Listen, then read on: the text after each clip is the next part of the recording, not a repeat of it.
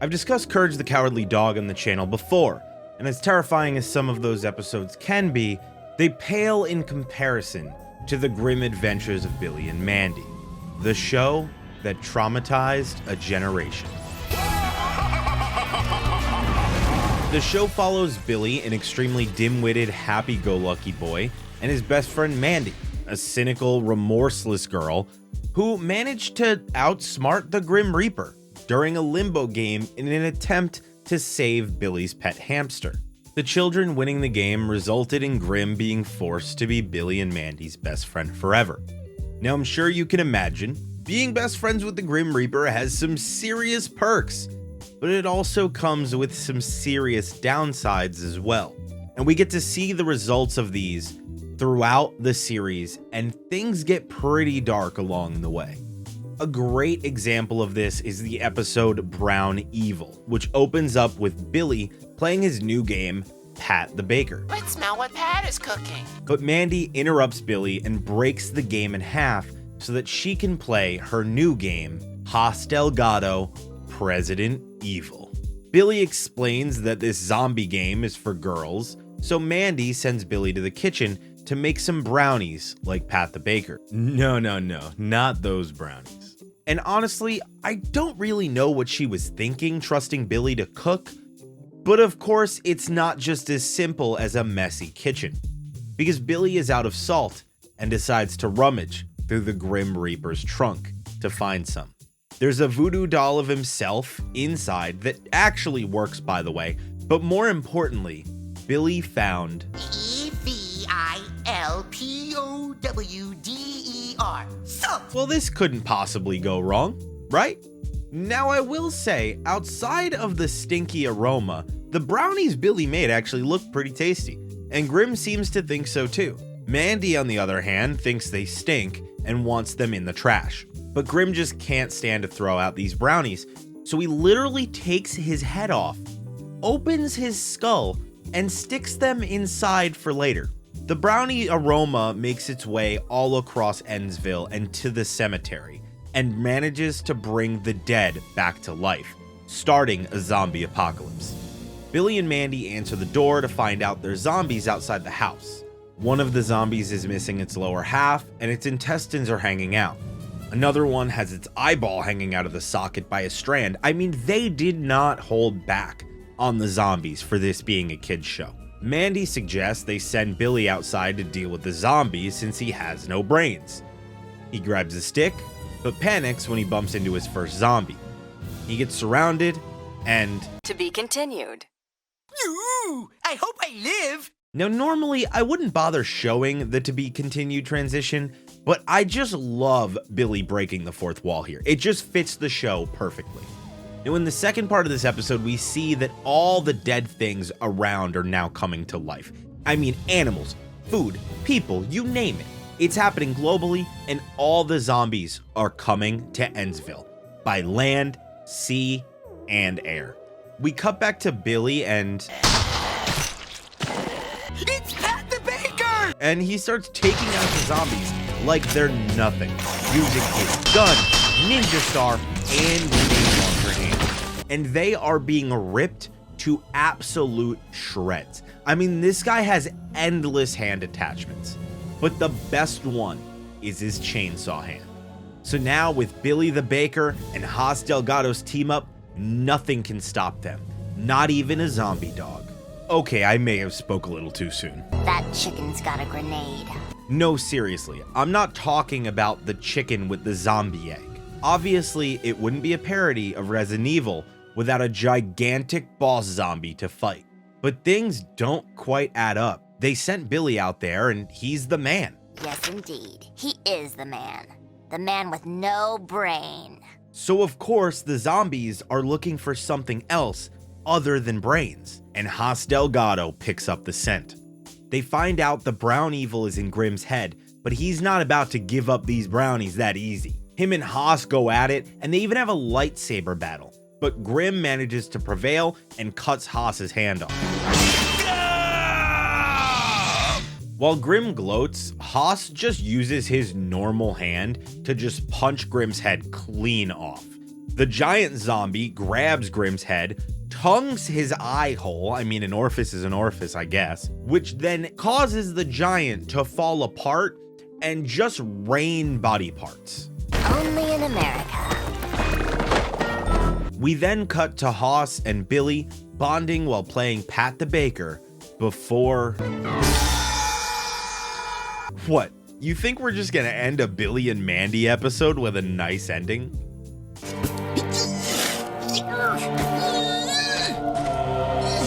How's this? Not deep enough. Now in Billy and Mandy, we don't have nice openings either. Look how the Tricycle of Terror opens. One lemonade, please. Now you won't be able to sleep tonight. Billy's bike gets literally eaten by the earth after this, while everyone is out having a great day with their bicycles. Even the bully Spurg is marrying him. We cut to Billy needing to use the bathroom, and conveniently a magic portal potty appears before him. He goes through and we see a dying rat before meeting a creepy child who explains they're in Pittsburgh. The boy gives Billy a tricycle that he must love forever and ever. And of course, he gets ridiculed by Erwin and Puddin not long after. And honestly, it's pretty sad seeing Billy this upset, as I'm sure most of us can imagine at least a time or two when we were younger and mocked for things we enjoyed. And I guess the tricycle felt the same because Erwin gets brutally attacked. Billy finds Erwin's glasses in the spokes of Trikey, but of course, Billy and his dim-wittedness has no idea what's going on and just goes on about his business. That is, until Spurg breaks out the atomic wedgie gloves. Now, I'm not saying that Billy isn't a little old for a tricycle, but I'm pretty confident that riding a tricycle isn't as weird as marrying and kissing your bicycle, but I digress. After the atomic wedgie, Spurg grabs Trikey and brings him to the end of Ennsville, or at least that's my guess as to what this is. Who knows? Maybe Ennsville is purgatory and they can never leave. And I know that Spurg is a bully and all, but come on, man, save that dog. Seriously. He obviously doesn't and throws Trikey off the edge. The dog's gone now too, so who knows if the dog's alive. And the tricycle, which has been absolutely destroyed, starts fixing itself to get revenge on Spurg. And let's just play the clip. You got a problem, cuz?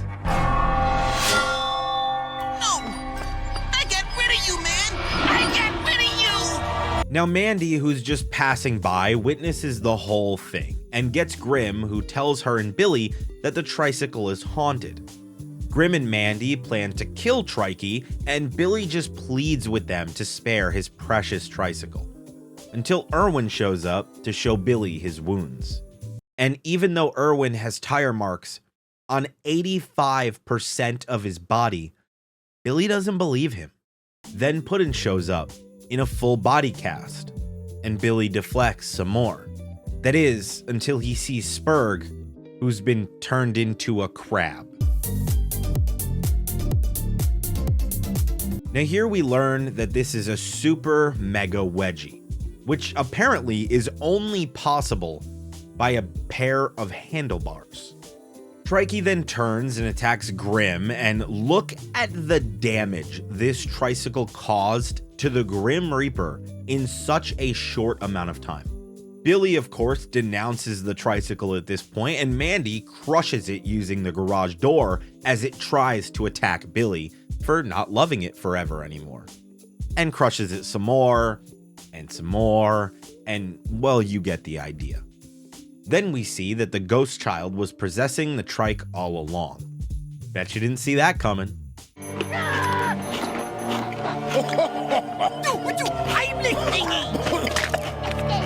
That's where I left him. Now there's been a ton of takes on the story of Pinocchio over the years, but the grim adventures of Billy and Mandy's is one of my favorites. Nursery Crimes is an episode that's been ingrained in my mind since I was a child, with nightmares of being killed by Pinocchio. Just so you have a general idea of the kind of episode we're getting into here. The episode opens up with Mandy waking up in the middle of the night to answer a phone call from Billy and... Hi, Mandy! You're not gonna believe this, but I just ate 18 and a half cream-filled atomic frenzy cakes! And, wait a second. 19! 19 cream-filled atomic frenzy cakes!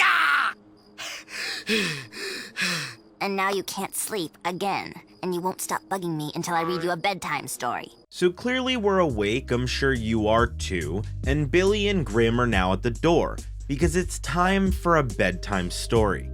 Mandy instantly burns the book that Billy brought over and tells a story about Humpty Dumpty instead, and how Humpty Dumpty fell.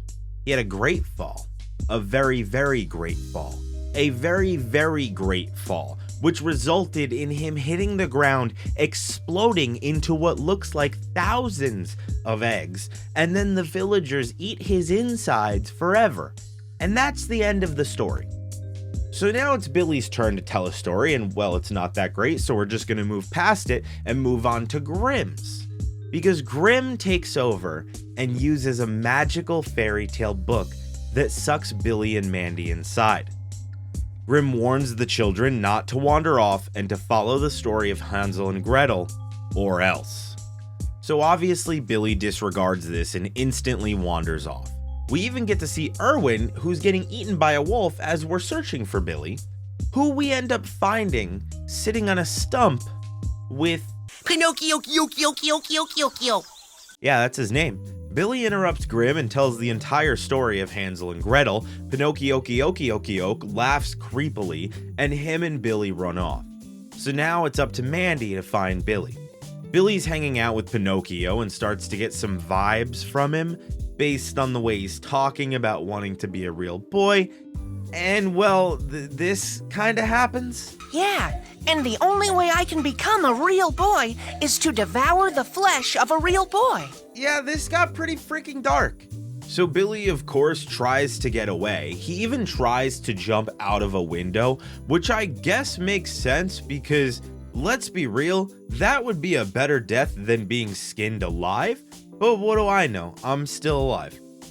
But he gets interrupted. Billy turns around and goes the other way and manages to end up in a kitchen, and Pinocchio lures him into a pot, where Billy just kind of accepts his fate and gives up. Mandy makes her way through various fairy tales in search of Billy and seems to mess with the stories a little bit. I mean, the witch from Snow White eats the poisoned apple instead and then proceeds to get curb stomped to death by the 7 dwarves as Snow White just watches happily. Like I said, this show is insane. It's absolutely bonkers. I don't know how this was allowed on TV, but I'm so happy it was.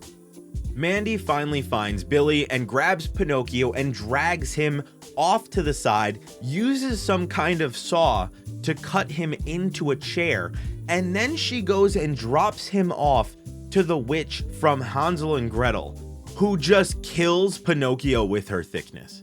Now, with Billy saved and getting his bedtime story, he falls asleep, and Grimm's not answering Mandy. He fell asleep too and left them stranded in the book for the night. As Mandy swears, they're all going to pay as the episode ends. Luckily for us, we actually get to see that Mandy wasn't kidding, and she did make Grimm pay in Mandy the Merciless. This episode opens up with a sweltering Ennsville, and our cast is super bored. So of course, Grimm uses some magic and shows Billy and Mandy the future. The future where he is still serving Mandy, but not just any Mandy. Empress Mandy, who's now a Hideous, disgusting, worm-like creature. She tells Billy number 2187 that he's a long line of clones that have kept her company over a millennia. She takes this new Billy to see her monsters, where he obviously taunts one immediately until it literally eats him alive. He got eaten, our main boy. So say hello to Billy number 2188. Empress Mandy tells Billy her ultimate weakness, quote, the polar opposite of cinnamon, end quote, which apparently is frogs. Later that night, we see Grim sneaking into a hidden area, and of course, he was followed by Billy. We get to meet Cool Billy's dad, Jacked Irwin, and the rest of the rebels, who I guess it's just like their descendants, so maybe that's Billy's like great grandson, maybe? Oh yeah, and this is Billy number 2224, so apparently 35 Billys have died since this afternoon, I guess. Now obviously Billy narcs on Mandy almost instantly, and the resistance starts to prep for war. Also, it's Billy 2300 now. They break into the palace and blast Mandy with frogs, but it fails. We learn Mandy planned the entire thing, and she sends them off, but sentences Grim to a very special torture. The torture of 1,000 vials, where they dismember him piece by piece and place his bones in separate containers for all eternity. Grim asks her how she found out, and she mentions that she has sources as we cut back to current time Mandy ratting them out while current Grim and Billy are terrified behind her at what their future has in store for her. Maybe they shouldn't have messed with them, I'm just saying. Don't trap Mandy in creepy evil nursery books. Turn it up so you can hear the screaming. In this next episode, Billy and Irwin are playing a game called Who Killed Who, which seems to basically just be Clue. But Mandy can't play because No girls allowed. Billy then throws his dice so hard that it goes flying over a fence covered in keep out signs and barbed wire. It's old Mrs. Doolin's place, and it's apparently haunted. Even Grim confirms this and tells us a story where we learn Grim and Mrs. Doolin have history. Back when she bought the house, a boy named Little Frankie went into the yard to find a lost baseball that went over the fence during a game with the neighborhood kids. Grim tells the kids that nobody knows if Little Frankie ever even found the baseball. But we as the viewers see that he did find the baseball, and he bumped into Mrs. Doolin in the process. All the kids waited up for Little Frankie to come back from Mrs. Doolin's yard, but he never returned. We then learn that Frankie's bones were fed to her pet spider. We even see what looks like human bones in the spider jar. And we also see that she turned Little Frankie into a scarecrow. From that point forward, nothing that entered Mrs. Doolin's yard has ever made it out, including Grim's dog Lucky, which he's still searching for, and a father of a small child who went after a plane. Like, holy crap, this is dark. If this story is true, this poor child grew up without a father, probably blaming himself for the rest of his life for flying the plane and losing it in this yard. It's so messed up. Now, obviously, Mandy, being Mandy, doesn't believe Grim's story and decides to enter the yard to get Billy's dice back, since Billy was provoking her. She approaches the house and we see the pet spider and a shadowy figure in the window.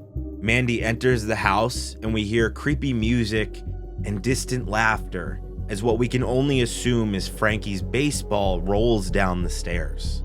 A silhouette of Mrs. Doolin appears from the dark shadows to ask what Mandy wants.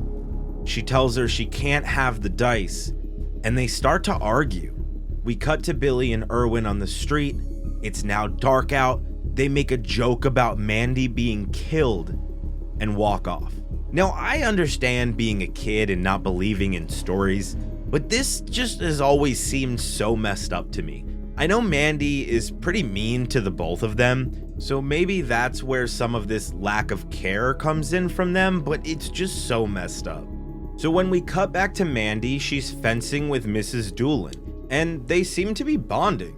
So at least we know Mandy's okay. But when Mandy sees the spider pin fall off of Mrs. Doolin, she gets a bit uneasy. They head to the kitchen, and then this happens.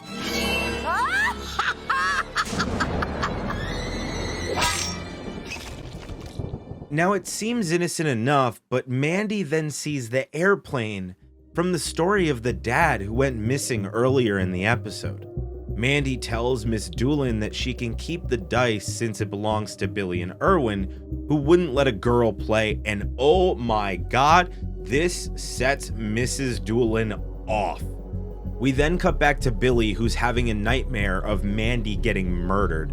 Or maybe it was his dice being killed. Honestly, I don't know. Regardless, he decides to head back to Mrs. Doolin's house, not to save or check on Mandy, but to get his dice back. Doolin and Mandy team up to mess with Billy, who's just straight up committing breaking and entering at this point. They powder Mandy up to make her look like a ghost, and they scare Billy, who runs off crying and screaming. But then Mandy realizes that everything in the house was fake, and that Mrs. Doolin had actually beaten death. She really is a ghost. Or was she? I'll get you down, milkshakes. Yeah, kitty kitty. I hate Mondays. Who Killed Who is definitely a creepy and iconic episode, but there is no episode for me that is more iconic than Billy and Mandy's Jacked Up Halloween. Now, I'm the guy that goes all out for Halloween. We do Pokemon cards, full-size candy bars, and decorations galore. So I may be a bit biased here, but I love Halloween, and I love a good Halloween special. And as I said in the beginning of this video, this is one of, if not the greatest Halloween-themed episode of any series I've ever watched. The episode opens up with Billy watching a horror movie. Oh, wait, that's an ad, which is even scarier, arguably. Mandy shows up with Grimm's head dressed as Hamlet because, well, it's Halloween. Billy grabs a cloak and Grimm's scythe so he can be the Grim Reaper. Grimm tells Billy to be careful, but in true Billy fashion, he almost unalives himself immediately. Grimm gives a warning about being careful with the scythe, and then the gang is off to pick up Erwin, who didn't get the memo and is not dressed scary at all. And on top of that, he creepily tries to kiss Mandy, who makes him kiss Grimm instead, which is arguably more disturbing. Mandy tells Erwin to change, and then they ditch him instantly. They make it to their first house, and it is owned by the absolute meanest old lady who has more candy than she'll even live to eat. But of course, she won't give any, which means it's time for a trick. Mandy superglues the doormat and then lures the mean old hag out onto it to get stuck. Then they blast her with a fire hydrant and just straight up rob this old woman before going to the cemetery to enjoy their new candy haul. While they're enjoying their candy in the cemetery, Billy asks why people trick on Halloween, and Grimm says that it's his fault. He tells us a story about a guy named Jack who used to play pranks on the people of Ennsville, but he took these pranks a bit too far. He's like one of those TikTokers who plays tricks and jokes that go way too far, and you're just like waiting for them to do it to the wrong person. And obviously, that's exactly what happened. The townspeople got fed up with Jack's pranks, unsurprisingly, and decided to play a trick of their own. They sent a fake present from Jack to the Queen of Ennsville, and she just straight up has him killed. I mean, they axe him in the back, there's blood and everything. They don't shy away from it. Grimm then shows up to, well, do his job, but Jack didn't want to leave the world of the living. He manages to tickle Grimm and steals his scythe to barter for eternal life. Grimm grants Jack eternal life, but of course, as soon as he does, he grabs the scythe back and just cuts Jack's head right off. So now he'll have to live headless for all of eternity. Jack then replaces his head with a pumpkin and tricks the people of Ennsville every Halloween. And that's why there's tricks on Halloween. Now, Billy says he doesn't believe Grimm's story before getting scared by Erwin, who's now female Indonesian redback sea turtle. These are my eggs. So of course, yet again, Mandy sends Erwin to go get another costume. She also sends Billy to go trick-or-treating on his own, and she splits off from the group with Grimm. Billy finds Jack's house literally right away, of course, and Jack straight up skunks him, talks a little smack, and calls the scythe a phony, and this sets Billy off. He starts shouting that it's real, which of course grabs Jack's attention, and he then steals the scythe from Billy and befriends him. Jack then opens a portal to hell and brings all the pumpkins to life in Ennsville so he can get revenge and destroy the town. So Billy's just living it up and loving the idea of the chaos and the idea of a permanent Halloween with Jack, while Erwin meets up with Grim and Mandy in costume number 3 as none other than a banana. And then he pushes Mandy for a kiss yet again. Like, seriously, dude, get the hint, man. Get the hint. We cut to Jack and Billy showing up, and they kidnap Grim. So it's now up to Mandy to save the day. Jack wants to cut Grim's head off, and Erwin is now little Bo Peep. Come on, man, get it together, Erwin! We then learn that Jack wants Grim's head, and that the scythe will actually allow him to take it. So Billy just ditches Grim before he eventually realizes what's actually going on. He panics, finds Mandy, and it's time for some pranks. Now, there's a lot of pranks you could do, but what does Billy default to? He just bare ass moons Jack as Mandy runs around and sets countless traps and pranks up. And yes, Jack just straight up accepts Billy bare ass mooning him for however long it took Mandy to set up these traps. I mean, she set up a ton. So Jack just stared at this booty for who knows how long before he finally gave up. So they end up getting caught eventually, and then what looks like a Queen's Knight shows up and scares Jack half to death, before revealing that it was Erwin. And then he busts his ass and Jack starts laughing hysterically. Erwin continues to get hit by every single prank, one after the other, after the other, after the other. And let's be real, these aren't even arguably pranks. I mean, these just look so painful. Now, Billy and the pumpkins are laughing themselves to death. No, really. The pumpkins are literally exploding from laughter, seeing Erwin get absolutely tortured. Mandy grabs Grim's scythe in the chaos and kills the remaining pumpkins while managing to free Grim. And then Grim tickles Jack the same way that Jack tickled him to get him into the underworld. So Jack's in the underworld and Billy blames Grim for lending him the scythe in the first place, which, let's be real, is kinda true. Billy's not only a child, but he's also not the brightest. So, I mean, this is kind of Grim's fault. And of course, Erwin comes asking Mandy for a kiss again, and with his nasty swollen lips, and he gets whoopee cushioned instead and then ditched. We also get to see that Jack's about to be murdered a second time in hell. Now, growing up with this show is probably why my love for Halloween is so strong. This and The Nightmare Before Christmas. But seriously, thank you so much for watching. I hope you enjoyed this video, and I'd love to know some of your favorite Billy and Mandy episodes, as well as some other series you'd like to see me cover here on the channel. And if you liked the video, consider subscribing. It helps the channel out a ton, and I have a lot planned and can't wait to share it with you all. But until then, click the video on the screen if you want to check out another video, and I'll catch you next time. Later.